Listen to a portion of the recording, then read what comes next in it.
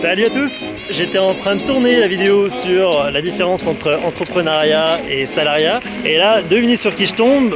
Nicolas! Salut! Il est venu prendre quelques photos et ça tombe vachement bien parce que Nicolas va permettre d'illustrer l'exemple que je vais vous donner dans cette vidéo.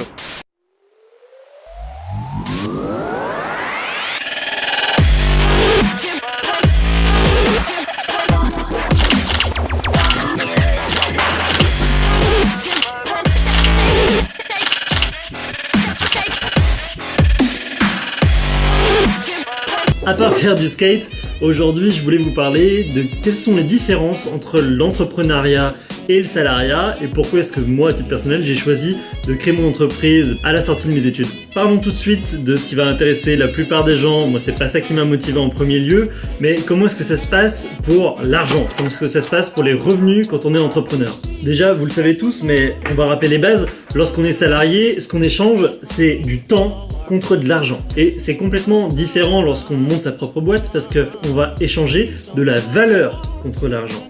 Peu importe le temps que vous allez passer sur votre produit, sur la prestation que vous allez fournir, on vous achètera de toute façon la valeur de ce produit-là. Donc, à valeur équivalente, que vous y ayez passé une semaine ou une journée, ça revient exactement au même. Et j'aimerais rappeler aussi une valeur de base quand on est salarié d'une entreprise, c'est que nécessairement, le salaire que l'on perçoit est moins important que la valeur que l'on produit. Pourquoi? Tout simplement parce que sinon l'entreprise ne serait pas rentable. Donc il faut vous dire que lorsque vous allez fournir un travail salarié, la valeur de votre salaire va toujours être inférieure à la valeur que vous produisez vraiment.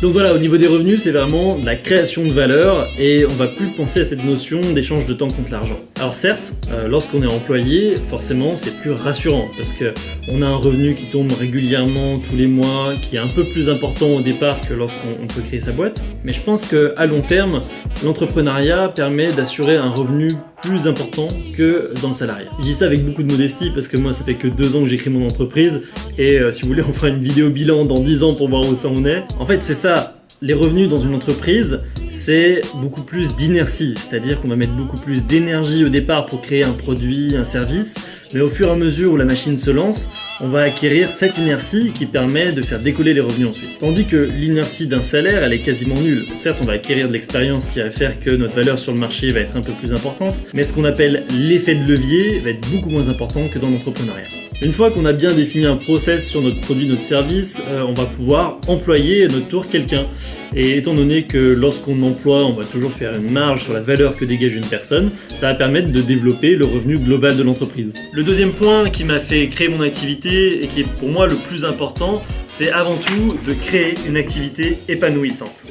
Aujourd'hui, il y a une personne sur 2 dans le salariat qui va au boulot en se disant qu'ils ont envie de le quitter. Pour moi, c'est inconcevable parce qu'on ne peut pas passer 50% du temps de sa vie dans un travail qui n'est pas épanouissant, où on se sent pas à l'aise. Et moi j'ai beaucoup de mal avec les personnes qui me disent courage lorsqu'il faut aller au travail ou lorsqu'il faut retourner au bureau. Pour moi il n'y a pas de courage, il n'y a que du plaisir parce que mon activité c'est quelque chose dans lequel je m'épanouis et c'est pas une contrainte de venir ici. Et vous allez bien? Comme à lundi. Elle est pas mal celle-là. Elle aime bien. Il y a une citation de Gary Vee que j'aime beaucoup qui dit que si tu vis pour tes vacances ou tes week-ends, c'est qu'il y a un problème. L'un des côtés qui permet de s'épanouir, c'est que on peut faire ce qu'on veut.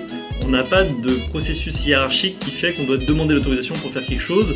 Si j'avais un patron dessus de moi dans cette boîte et que je lui avais dit que je voudrais ouvrir une chaîne YouTube, on m'aurait dit mais pas question, mais c'est pas du tout rentable. Et pourtant c'est quelque chose qui me fait plaisir, c'est quelque chose dans lequel je m'épanouis et je me fais plaisir à partager les valeurs autour de l'entrepreneuriat à travers ces vidéos. Il y a aussi un revers de médaille, pour être tout à fait honnête, c'est que à force d'avoir trop de liberté d'action, parfois on peut être un peu perdu. Et c'est pour ça que dans ces moments-là, c'est important de se faire accompagner et il y a plein de réseaux pour aider les créateurs d'entreprises justement à s'orienter pour prendre les bonnes décisions. C'est ce qu'on appelle la solitude de l'entrepreneur et pour ça il n'y a pas de miracle, il suffit de s'entourer de personnes qui vivent les mêmes problématiques pour être dans un cadre où des gens comprennent ce qu'on est en train de vivre. J'ai plusieurs amis qui ont des entreprises et c'est vrai qu'on remarque tout de suite que les personnes arrivent à comprendre les problématiques qu'on a au quotidien. Et un autre aspect important de la création de cette activité épanouissante, c'est de pouvoir créer le modèle selon nos valeurs qui nous convient et pas avoir besoin de rentrer dans un moule. Moi, par exemple, quand j'ai créé mon entreprise, j'ai souhaité pour les personnes qui travaillaient avec moi qu'elles puissent autant s'épanouir que moi je m'épanouis dans cette entreprise, en les rendant plus indépendantes sur leur travail, en étant bienveillants par rapport au travail qu'ils fournissent, et je pense que c'est un bon échange gagnant-gagnant. Ça, c'est la façon dont j'ai créé mon entreprise, mais si vous voulez créer votre entreprise, il y a des milliers de façons, la manière dont vous pouvez les créer, les valeurs que vous pouvez insuffler, que ce soit la façon dont vous interagissez avec vos clients, mais aussi avec vos salariés, etc.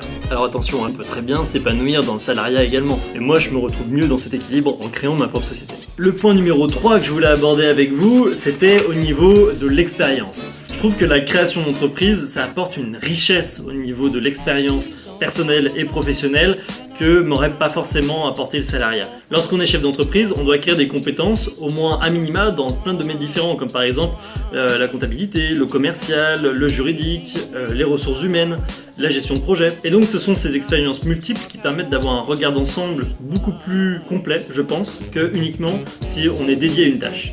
Puis vraiment, on rencontre plein de personnes de plein d'univers différents et ça apporte vraiment énormément. L'expérience, on l'acquiert également grâce à la responsabilisation du créateur d'entreprise. C'est vrai, si vous faites rien lorsque vous créez votre boîte, il n'y a absolument rien qui va se passer. Et au début, c'est même un peu effrayant. Donc le gros changement de paradigme, c'est que tout ce qui se passe ou qui ne se passe pas dans une entreprise, on en est directement responsable. Si on veut changer les choses, si on veut améliorer quelque chose, on les fait ou on passe à autre chose. Là, on ne pourra pas dire « Ah ouais, mais c'est de la faute de machin » ou « Il y a le département truc qui m'a pas envoyé un truc. » Voilà. Et ça, je trouve qu'à titre personnel, ça apporte énormément parce que on ne peut regarder que les choses en face. Donc en termes d'évolution personnelle, je pense que l'entrepreneuriat apporte tellement plus que c'est quelque chose que je peux conseiller rien que pour ça. Qui plus est, je fais un petit aparté, n'hésitez pas à créer une entreprise directement après les études. Parce qu'une fois qu'on commence à rentrer dans l'engrenage de j'ai un salaire, je commence à acheter un appart, je commence à avoir une famille, etc. C'est jamais le bon moment pour créer une boîte.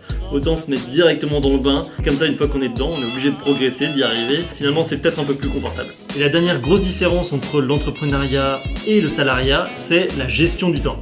Je vais rien vous apprendre si je vous dis que lorsque vous signez un contrat, vous engagez de passer un nombre d'heures dans l'entreprise et que c'est grâce à ça que vous êtes payé. Bien souvent, ces horaires vous sont imposés, vous venez à 8h, 9h le matin, vous partez à 17h, 18h et vous devez demander à votre chef pour débloquer les vacances et partir en congé. Ce mode de gestion du temps, c'est un truc qui me correspond pas du tout et c'est aussi pour ça que j'ai décidé de monter mon entreprise, c'est pour avoir cette liberté d'organisation de mon emploi du temps. À la fois au niveau du quotidien, pour pouvoir venir quand je veux, partir quand je veux. Quand je suis fatigué, si j'ai envie de partir un peu plus tôt, ça pose pas de problème. Je sais que de toute façon je veux pas être efficace, je vais pas faire de présentéisme juste pour faire plaisir à quelqu'un d'autre. Moi par exemple, j'aime bien venir un peu plus tard et partir un peu plus tard du travail. C'est mon rythme et du coup je peux très bien respecter mon rythme personnel. Même au niveau du travail, si j'ai envie de passer un peu plus de temps sur une tâche plutôt qu'une autre, je peux le faire tout à fait librement. Je tiens d'ailleurs à détruire un tout petit peu le cliché de l'entrepreneur qui travaille tout le temps, qui n'a jamais de week-end, de vacances, qui travaille toujours tard le soir.